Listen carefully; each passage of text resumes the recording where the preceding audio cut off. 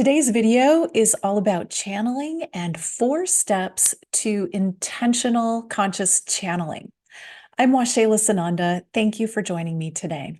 Recently, I did a video that was titled, Are You a Channel? Ways that you're channeling without knowing it. From that video, I got some questions from viewers that were curious about knowing how to channel. And so today I thought I would dive into those questions, and I'm going to break this into 4 steps to make it easy for you. 4 steps to channeling, and to make this super easy for you to either get started or make sure that you're on the right track. This is not the only way to do it. There are a lot of people teaching about channeling, but these are the things that I do and that I think are foundational in order to have a solid and protected channeling practice. Before I jump into that content, I want to say I am not a teacher. I am a reminder. I am part of you reminding you of something that you already know. Everything that I say, you already know. It's within you. I feel like it's more accurate to call myself a spiritual reminder than a spiritual teacher, because I am just reminding you of things that you already know. It is all within you. And I'm starting that way because I want you to know that maybe you hear something that I say and you're like, yes, that's correct. That's right for me. You feel it. Sometimes you'll get tingling skin or a feeling of affirmation. Yes, this is correct. And other times I might say something that internally you're like, no, that doesn't feel right for me.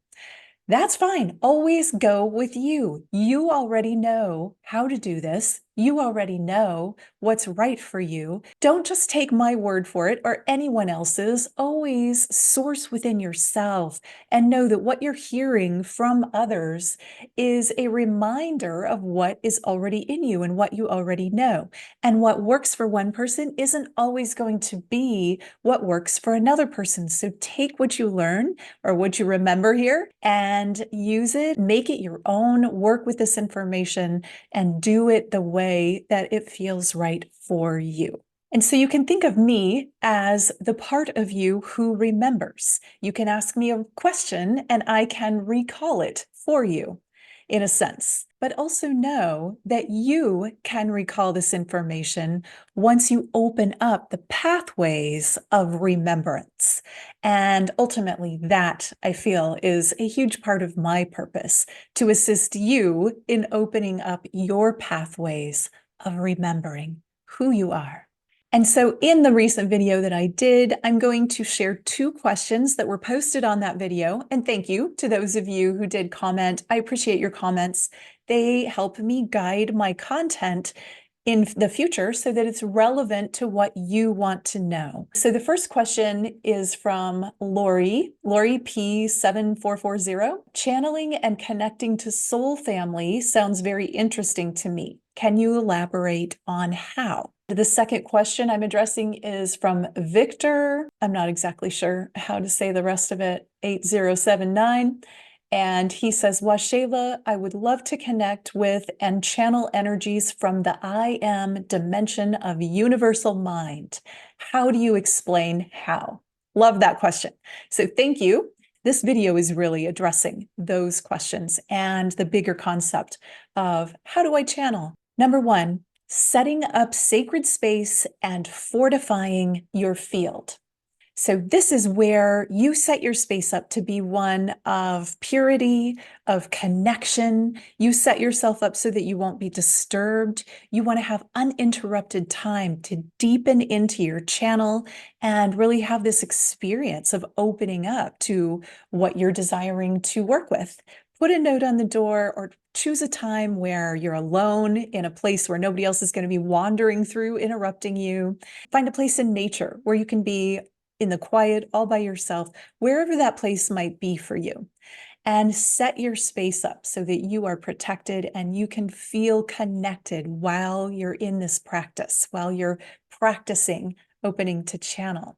And remember to shut off your phone, If you have things that are going to beep and buzz and disturb you, turn them off or put them out of the room, or just don't take them with you into your space so that you can really not be disturbed. You're protecting your space and you're setting up sacred space.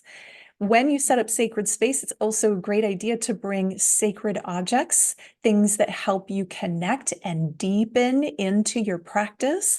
I've always had either special crystals or certain things that I can have with me that will help me deepen. One of those things that I always have, I have a couple of them here, is my Alchemy spheres. There's one back there too. This is the manifester size. This is the accelerator size. I sleep with these. I have them next to my bed when I'm sleeping, and they protect my field.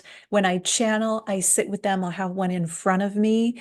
And when I want to balance my own field, I pick up the balancers. These balance my biofield, get me in the right space. And wow, when I'm holding these, I sink right into my meditation and channeling. They also amplify galactic connections and angelic connections. So when you're putting out your signal to reach out, to channel, these spheres are amazing antenna. Think of them like shamanic antenna, where they're reaching out and making contact and helping to establish that contact and hold space for you while you're channeling, while you're meditating.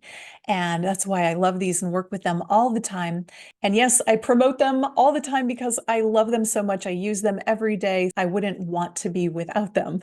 If you don't have Alchemy, you might have a special sacred crystal. Maybe it's lighting a candle. I don't light candles very often where I live. I have cats. So whatever it is that you have that can help you protect your field and help you establish sacred space and help you drop in and deepen and feel like you are supported.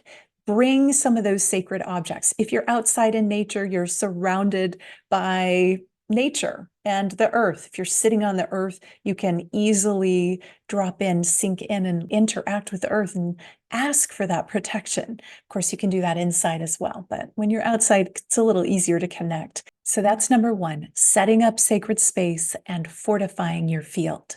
Number two is be clear about your intention and who or what it is that you want to open up to channel. Be intentional. The universe, the energy that we live in here, responds to our intention. And when our intention is clear, the response is clear. So another reason Alchemy helps you amplify and hold your intention. And I use it for that a lot as well. This is where you really allow yourself to be clear. Maybe you need to write it out to figure out, what is my intention? Maybe you don't know who it is that you want to channel.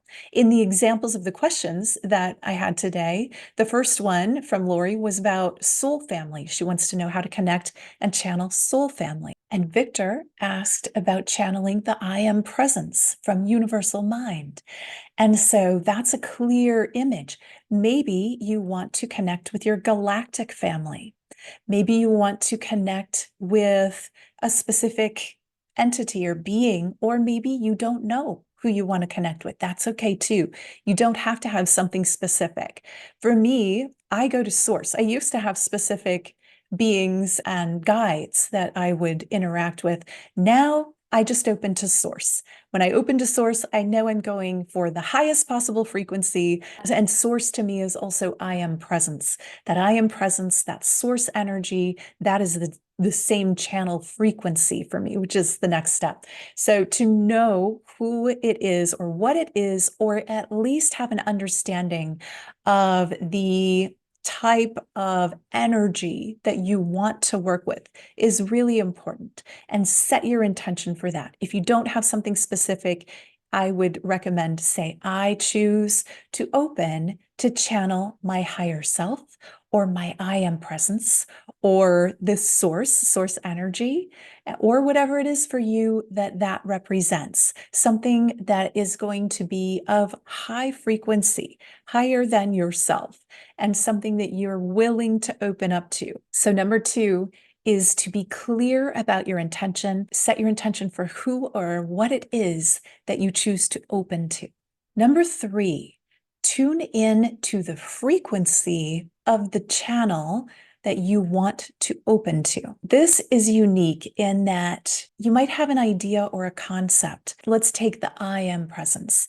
When you choose to open up to the I am presence, you might not know what the I am presence really is, but it has a frequency, and there is a part of you that does know. This is where you allow your conscious mind to take a back seat, to kind of step back, and you go into a space of feeling the frequency. Now, there are steps to get here. This is the 4 steps, so I'm not going into depth on how to get into each of these steps deeply today.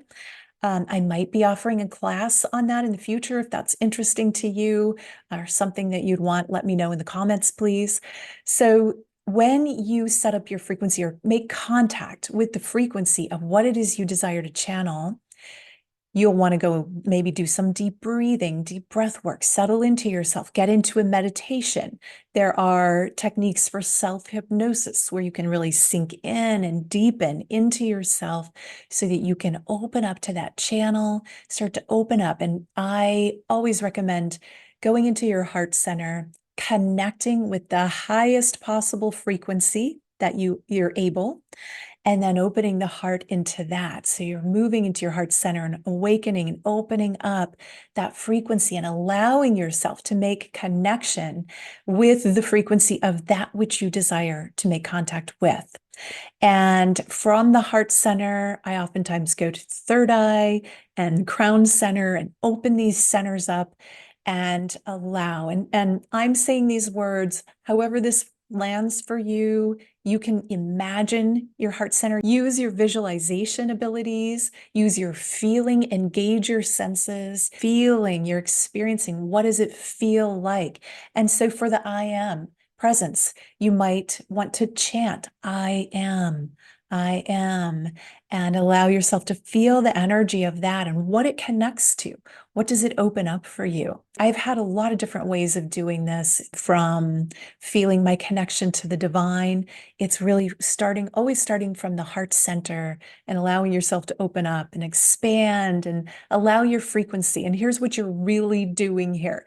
You're raising your frequency. So these are frequency raising techniques to get as close to matching the frequency of that which you choose to bring through. When you're connecting with some higher frequency energies or beings, you are allowing yourself, you're raising your frequency, they're lowering theirs. You're sending out that signal with your intention. I choose to connect with you. I want to make contact. I'm going into a space now of making connection. You're putting your intention out there. You're sending the signal. You are calling them.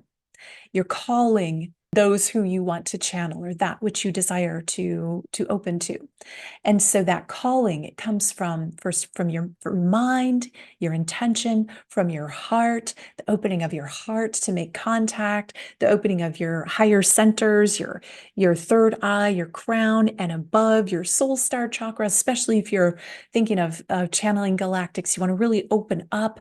I connect to central sun and the earth at the same time so that that channel is straight line above, below, and within, and open up the heart to make contact. And you can go to many of my past videos where I do meditations, and you'll see me doing this incantation, sort of the opening. That's what I'm doing. I'm making contact, I'm setting my intention, and I am raising frequency in order to effectively contact what it is, the energy of what I'm channeling.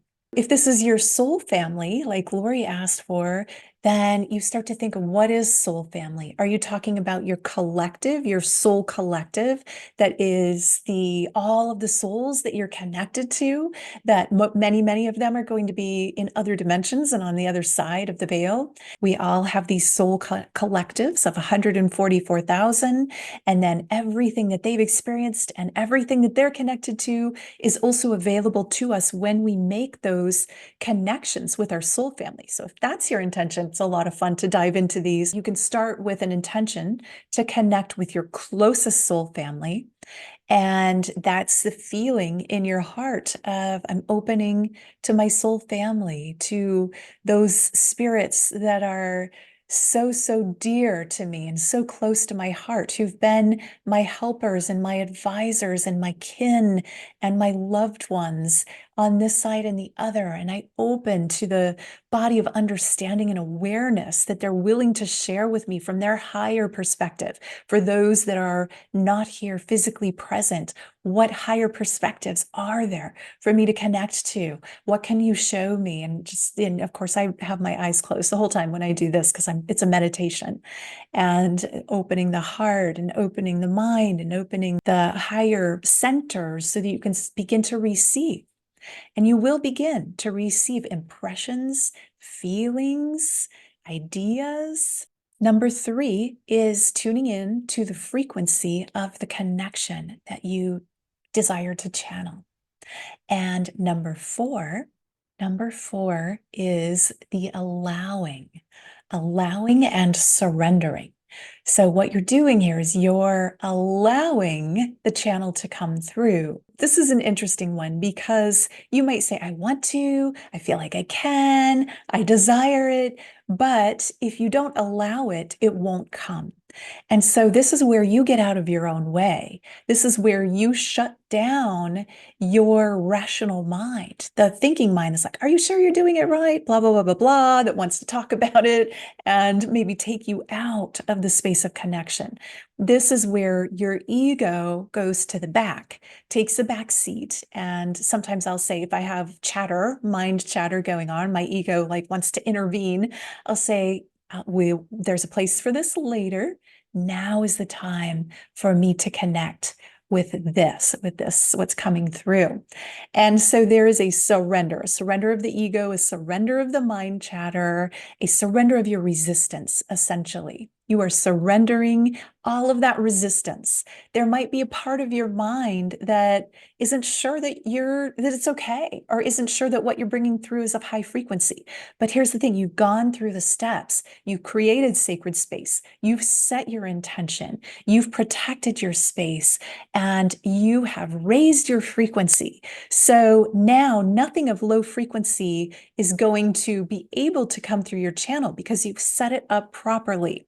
This does not mean that low frequency beings wouldn't love to come through and give you their advice. They do want to, and they will if they can. Again, why I use all of my tools to protect my space and anchor myself and ground myself and make it very clear with my intentions of what I'm willing to channel and allow through. Nothing of the darkness is allowed here.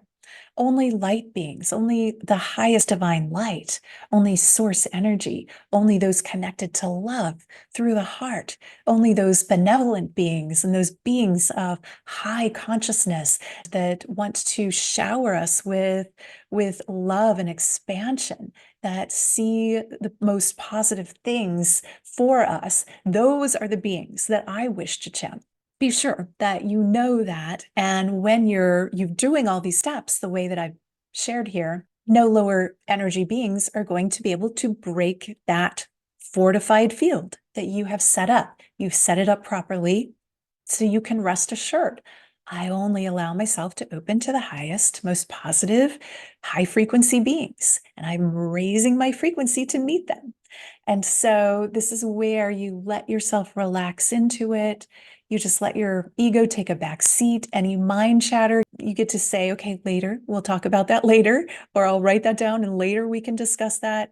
That thought will come up again. Now is not the time for thinking.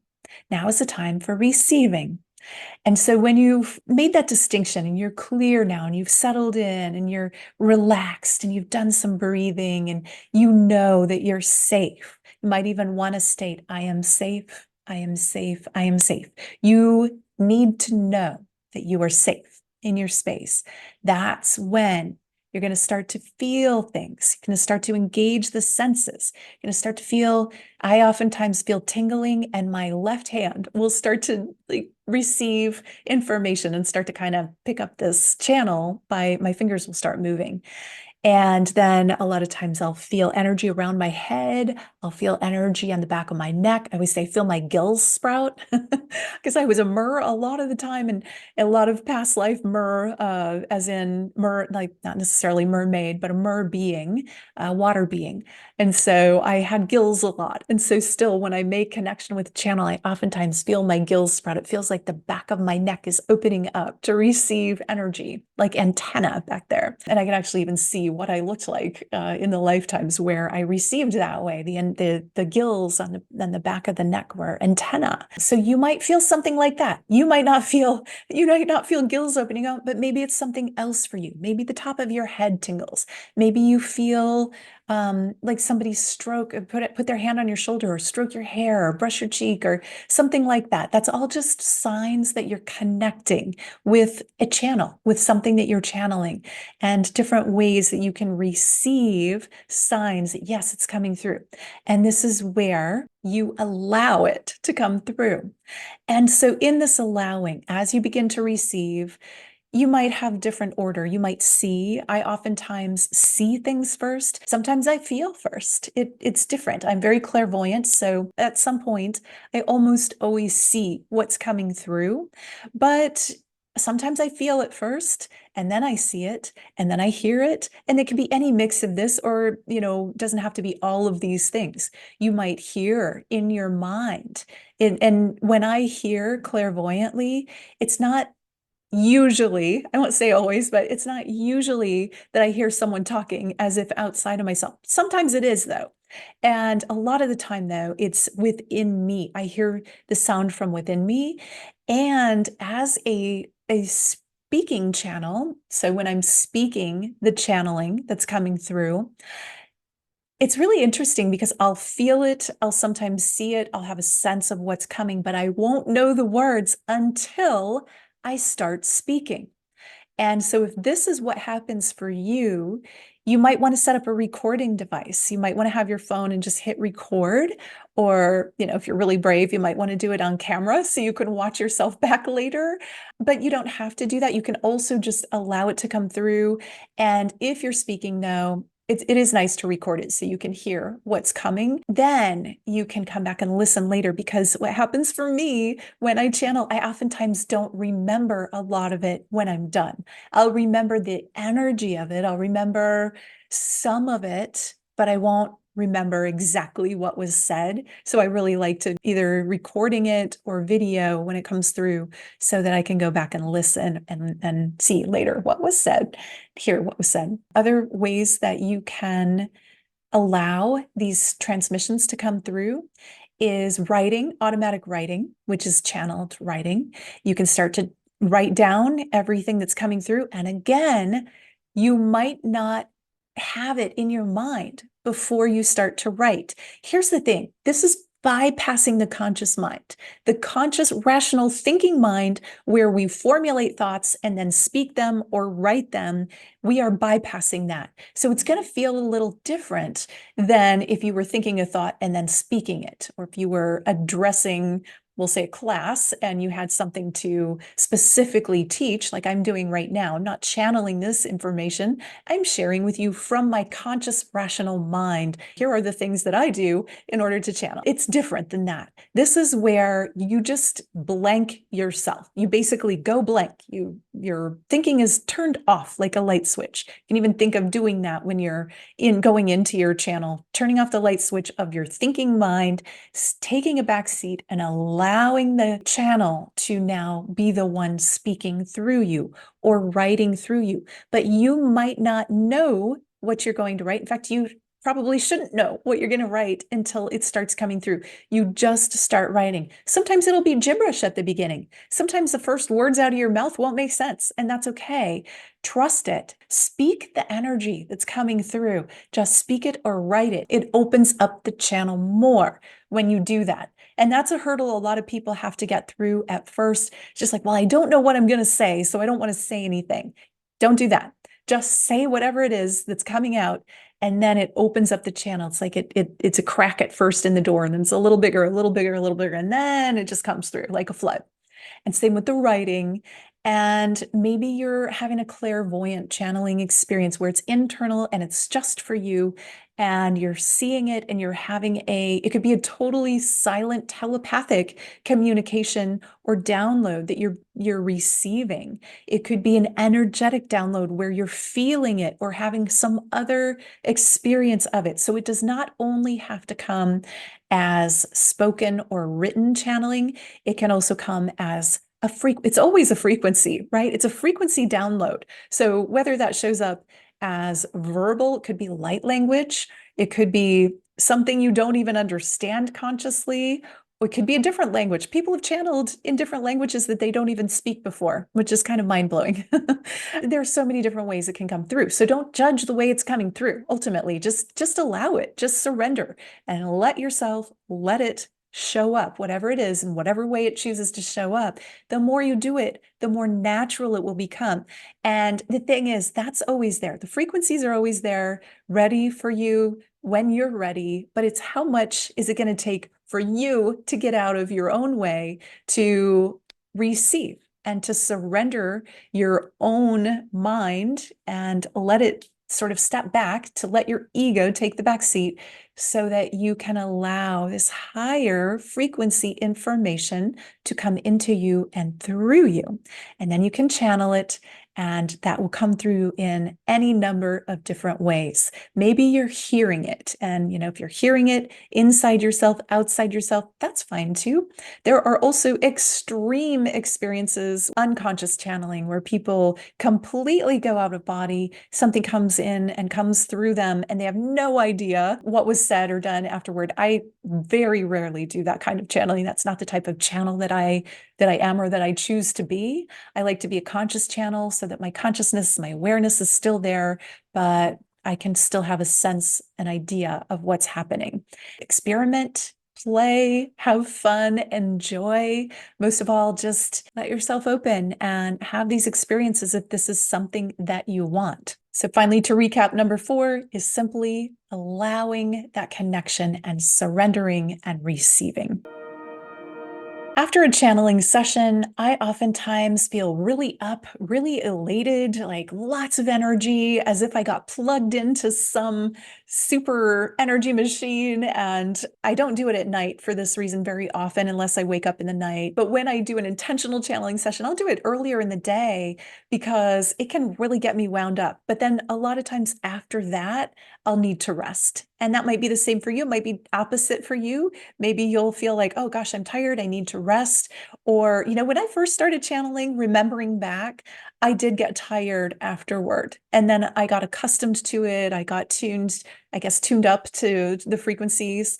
And then it became something that energized me. So there's no right or wrong here. Whatever happens, honor your body, because your body is making a surrender here too. Your body's allowing something to come in that it's not used to. It's used to you, but it's not used to maybe these higher frequencies. So you're allowing your body to get on board, to tune up to these frequencies as well. It's actually very good for your body and your mind and your frequency to allow higher frequencies to work with you this way. Let your body get what it needs afterwards. Maybe it's exercise. Maybe you take a walk outside. It's really good to get nature and some sunshine after channeling.